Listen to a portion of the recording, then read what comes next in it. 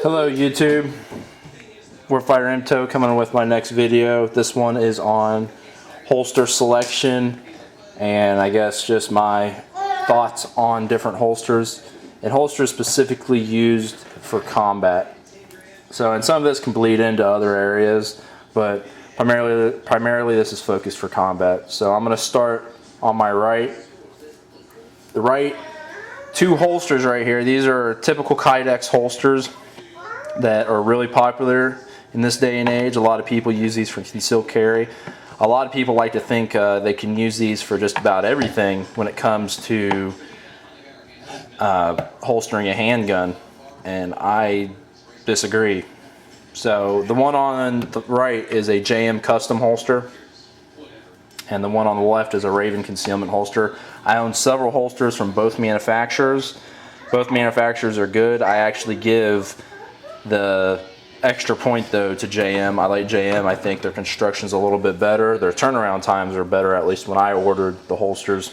Their attention to detail is a little bit better. I like the hardware better.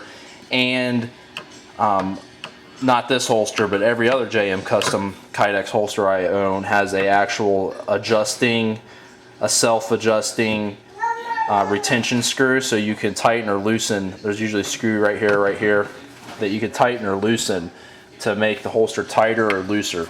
So this one doesn't have it, but right off the shelf, this holster has very good retention. So I absolutely love this holster.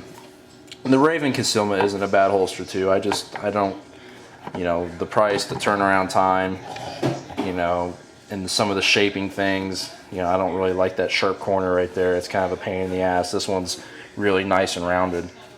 So that's just side-by-side comparison between a Raven concealment and a JM custom. And I also own a Secret City Weaponeers holster. It's a good holster. It's just a little too bulky for me. It's like a really bulky Kydex holster. It's good. It's great at what it does though. So a lot of people, like I said, they use these for concealed carry, and then you see a lot of these on people's personal preparedness loadouts now, that their first line loadouts, they'll use these holsters. And they'll think, you know, their logic is, you know, people prep and people have personal preparedness loadouts for just about everything. You know, zombie apocalypse, economic collapse, civil war, natural disasters, whatever it is, people prep for all sorts of different things. I don't agree with having this on a personal preparedness loadout, because when you say personal preparedness to me, it means you're going to be using it for strenuous activities, something like a combat environment. So you want to have something more than just Kydex retention on your gun. Which brings me to the Safariland ALS. This by far is my favorite holster for combat use, bar none. This holster is awesome in every conceivable way. There's nothing I would change or add about this holster. The reason why I like Safariland ALSs for combat use, one, for combat use, it's inconceivable to me that somebody would not want an active level of retention on their holster. And by what I mean by that is that you actually have a mechanical retention that keeps your gun in the holster, that you actually have to manipulate to unholster the weapon. These don't have that. These you just stick in and you pull out. You don't have to do anything to get the gun out. You just stick in and pull out. What that also means though is that the gun gets caught on something, it can come out easily. If you go upside down, you know, sometimes, especially with a loaded magazine and attack like holster, the gun can come out of the holster. Just a whole bunch of other things that could happen for the gun to unholster itself unintentionally, and you don't want that. This holster, not so. You got this lever right here. To draw the weapon, you have to actuate this, and then you draw. It does, to me, it does not hinder the draw time. It would probably be very, I'm talking like less than a thousandth of a second difference between draw of these. Obviously this one's going to be just a little bit faster, but with practice you're not going to see any significant loss on your draw. But what you are going to see is a significant amount of retention gained on your handgun.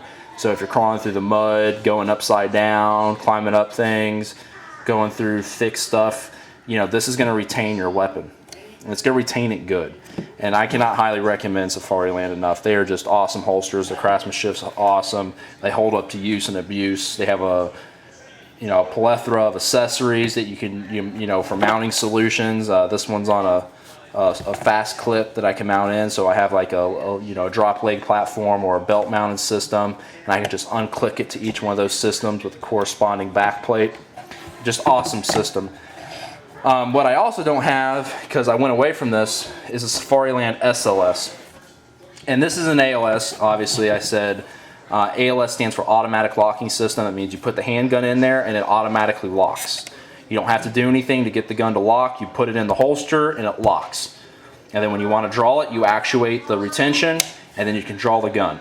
The SLS, which I don't have because I sold them all because I went completely over to this system, is the one with the hood. And that's the one where you have to depress and rotate the hood with your thumb. Those are really good systems too. They're built exactly like this. It just has a different retention system in it. Those systems are awesome. They retain the gun good. I have no complaints on them really, except for one. And that one complaint is that I found personally 50% of the time when I was doing something stressful and I was holstering my handgun, is I would forget to re-engage that hood. And that's just why they call it a self-locking system, because you yourself has to engage that retention to keep the gun retained with the mechanical retention. This one you don't. You just drop the gun in there. This system you can see in here, I don't know how well you can see it, it automatically locks the gun. The SLS, you depress the hood to draw the weapon, but when you put the gun back into the holster, you had to rotate that hood back to the rear position. And I found that I wasn't doing that about 50% of the time. And if you don't do that, then your gun's not retained, and if you fall down, roll, draw through the mud, whatever, then that gun could come loose. And to me, that was a no-no. So when I discovered this holster, I went to it. And I felt that my draw was more consistent with this holster, that I could better actuate the retention system of the ALS better than I could the SLS. Now, it's a personal preference thing. A lot of people still run the SLS. It's a good holster. They're issued. It was the first holster, military holster I learned on. It was introduced to me very early, and I was told it was a very good holster. And like I said, I ran it until I discovered the ALS. Now, in between there, you have a hybrid system that combines both. It's an ALS and an SLS. It has both this thumb locking, this thumb actuated retention device that's automatic, and then it has the rotating hood. It combines both. I don't like those because that's 3 levels of retention, and I find that really does inhibit my draw, and I personally do not need that many levels of retention. I just don't. Now, not to say that with a lot of practice, some guys can get really fast operating the ALS and SLS systems, because they can. With practice, you can get good at anything. So a lot of people, they can get really good at that draw. It's just, for me personally, I find that using 2 active retention systems just slows down my draw to an unacceptable level. And I find that I fumble my draw a hell of a lot more because I'm having to move my hand and my thumb a lot to get those levels of retention activated, or deactivated, I should say. Now, the other holster that I don't have that is really popular these days is a Serpa Black, or a Black Hawk Serpa rather, I'm sorry. And the reason why I don't have it is because it's fucking garbage. It's garbage. If you own a Serpa, just throw it away now. Throw it away now and invest in something else, because almost anything is probably better than that damn thing. And the reason why I say that is because, just about everything. The retention system is garbage on it. The craftsmanship on it is garbage. It doesn't really protect the weapon that well. I mean, it's just garbage all the way around. I'll go into detail on the Serpa. This last deployment, obviously I had a ALS system, but that stayed on my primary or my combat first line setup. So to go to the chow hall or to run around to jog around the fob, I had this little Serpa that was issued to me. I never used it for anything combat related, but I did use it to jog around the fob. And just to jog around the fob, this holster fell apart. The damn belt loops came unscrewed from the body. It was just garbage. And one of the belt loops actually broke as well. The plastic on it broke. Just garbage. I ended up having to rig it up with zip ties. But it was just garbage. And I was like, this is just ridiculous. I'm like, if this was a real world situation where I had to use this in a combat environment and my holster just fell apart, I'm screwed, because now I'm having to carry my holster in a magazine pouch, which isn't optimal, or just putting it in my assault pack or vehicle, or go without a handgun. It's unacceptable. My other big gripe is the retention actuation on the Serpas. You use your trigger finger to actuate a paddle. Well, that paddle can actually become, I've actually seen them, a buddy of mine, it's become really debris ridden, just mud and dirt and grit and sand and rocks, little pebbles. They can get in there and they'll jam that up, and like it's like cement. You will not draw that handgun if that little retention actuation device gets gummed up with debris. That gun's stuck in there until you get a good little 5-minute pause to clean it good. So I really don't like the Serpas. I hate them. Actually, they're just garbage. They're just garbage holsters. The Safari Lands I have found that are the best. And then there's the other class of holster I don't have on here is the nylon holster, like tactical nylon holster. I don't like those because they, once again, like these holsters, they don't have an active level of retention most of the times, where they have like a thumb brake system. But the thumb brake system is kind of hard to manipulate, and it comes apart kind of easily, and it gets worn out easy, and the holsters themselves are generally a little bit more bulky. You don't see a lot of guys running them anymore. They're just kind of outdated technology. So primarily what you're going to see U.S. military personnel using are going to be the Serpa and the Safari Land. And to me, it's a no-brainer. I'd go with the Safari Land any day of the week, either the ALS or the SLS over the Black Hawk Serpa. It's just garbage. In actuality, I would probably actually prefer this one of these holsters over a Serpa as well. So, not to say anything negative about these holsters, I just don't use these for combat use.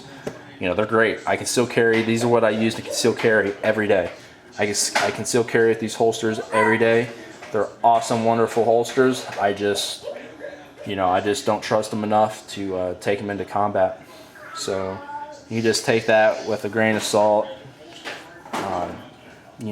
Listen to what I have to say. And the Safari Lands are expensive too. They're like $60-$70 just for like a regular model that just comes with like a quick release fork system on it. Once you start adding the belt loops and the drop leg, you're talking like $150 system or something like that. I purchased mine so long ago I can't remember. So these are just my thoughts on holsters and what I like and what I don't like and what I look for a holster and why I choose the holsters that I do choose. So any questions or comments, post below. I'll try and get back to them. I don't really get on that much. So hope this was helpful to somebody out there looking to have a holster set up for active use. All right, bye.